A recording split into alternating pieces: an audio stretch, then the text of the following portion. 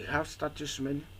Status menu tells you the status of your document. It enables you, like for instance,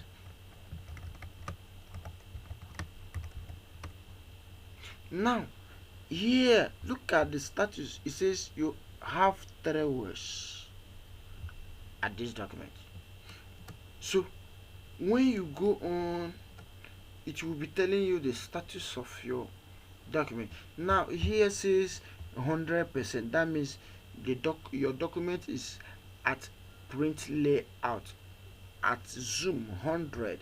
Now you can see this is print layout, which is the normal. You have full screen, you have web layout, you have outline, you have draft, but it's advised that you use print layout to spare yourself some confusions.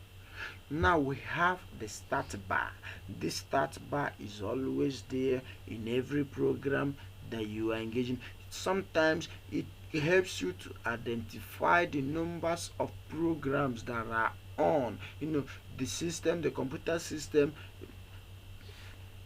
gives you the opportunity and the ability to navigate from one program to another through the hanging them on the start bar. So it's always good to use.